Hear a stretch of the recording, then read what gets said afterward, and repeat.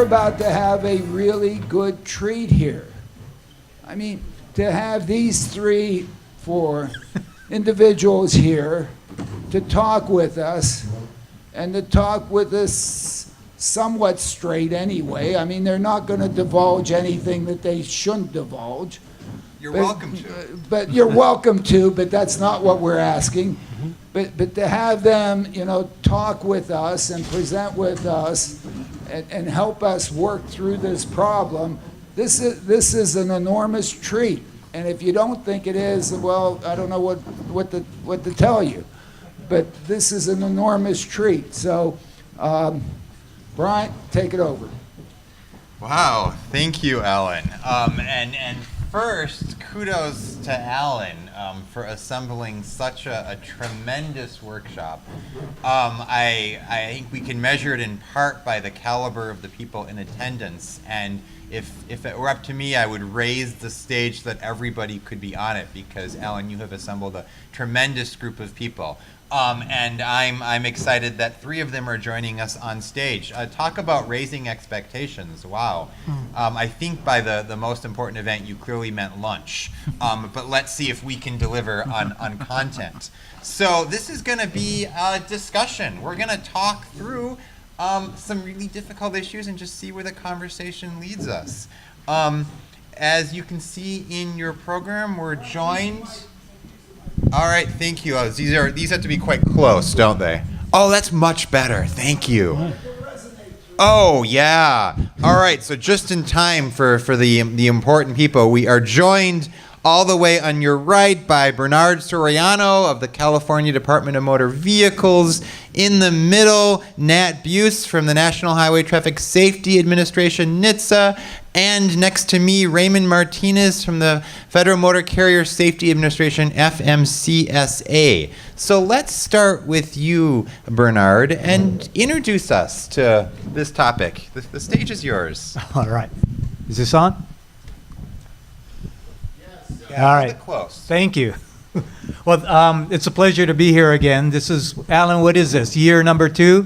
So congratulations on putting this together again. But I just wanted to just give an update about what's happening in California. Some of you stole my slides from this morning, but I was going to build up that we've got 53 approved companies. You all know that already. They all have been testing in Northern California, or all over California, but mainly in Northern California.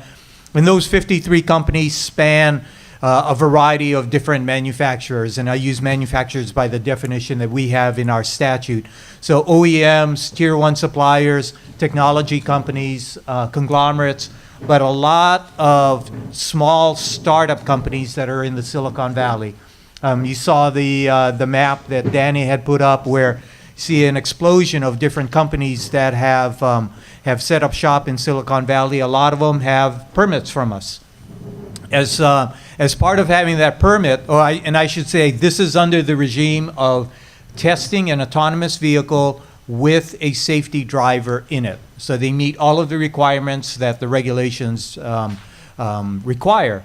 Part of that is reporting to us any crash that has occurred, as well as that annual report of disengagement. So as we sit here now, there have been 66 crashes that have occurred since September of 2014, when those regulations took effect. And those 66 crashes, they mirror, or they correlate, I should say, to the companies that have the majority of the test vehicles on the roadways. We used to have Waymo that had the majority of the vehicles. Right now, it's GM Cruise that has the majority of vehicles, where we have upwards of about 500 vehicles that are being tested across all of the companies, and then about 2,000 or so test drivers that they've identified. By and large, those 66 crashes have been very, very minor.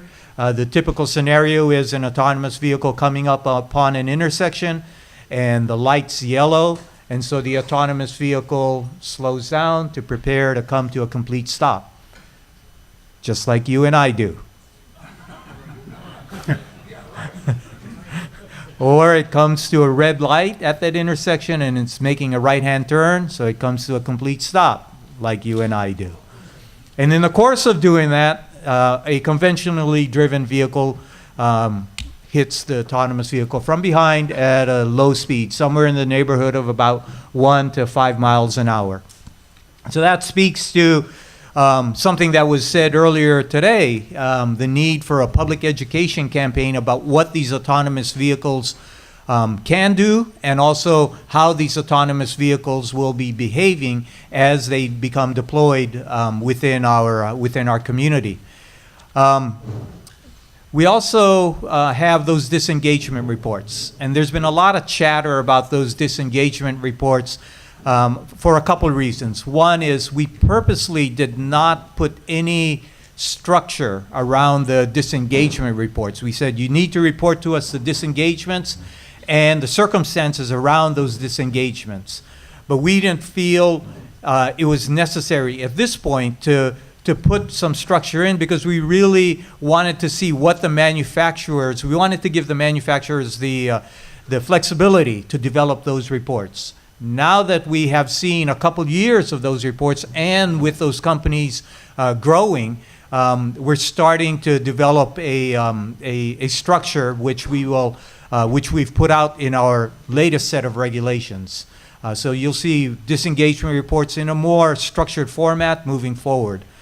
That being said, those disengagement reports were never meant to compare one company against another. They were very much a window to show how companies are moving forward with their technology, how a company progresses through their development cycle. Because we wanted to have some transparency, but also recognize the need for a company to hold some proprietary information close to the vest. So hopefully we were able to do that using those disengagement reports. And then about a month and a half ago, our latest regulations took effect, and those regulations are the ones that put forth the requirements for companies to meet in order to do completely driverless testing in California. And for that, we're heavily leveraging our partners at the federal level, ensuring that they are utilizing the tools that NHTSA has put out, and ensuring and also leveraging the self-certification model that we have in the United States. So that is, those regulations are out there, or they're on our website if you care to see them. We currently have 2 applications for completely driverless testing in California. We're evaluating those applications, and then we'll be putting forth a decision soon. So I'll stop there. We'll take questions after we all run through. And Bernard, give us some examples of the kind of interaction between DMV and NHTSA that you mentioned. In what ways are you reinforcing and utilizing NHTSA's regime? Right. So good question. We've throughout this process, when we first started working on the regulations back in 2013, we reached out to NHTSA, we reached out to US DOT, and we've really enjoyed a really close working relationship with them, as well as with reaching out to the different manufacturers, because we wanted to be very transparent about the process that we were moving forward with. We didn't want to be we didn't want to come out with regulations without input from industry, as well as input from who we felt were the experts in vehicle safety, NHTSA. And so we've had several interactions with them, formal meetings. Like I call Nat all the time. And I call you all the time. Yeah, he calls me all the time. We're texting each other in the middle of the night, which isn't a joke.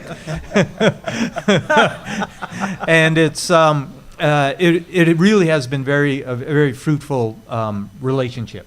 That being said, when NHTSA first came out with their policy statement, and then their 1.0 and 2.0, and then when they come out with 3.0, we're very much going to be, like I said, leveraging the content of that, because we really feel that separation of responsibilities is something we buy into, and those separation being that the federal government is responsible for the safety of the vehicle.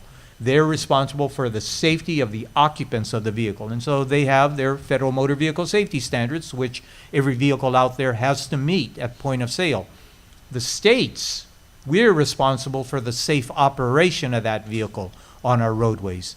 And we traditionally do that, right? We give a license to someone so that someone that demonstrates the ability to safely operate that vehicle. And we monitor that person to ensure they continue to operate that vehicle safely. So translate that to autonomous vehicles, we carry that same responsibility, and we recognize that same separation of responsibilities in our regulations. Great. And so before we move then to the federal level, the California regulations have been in the news once or twice.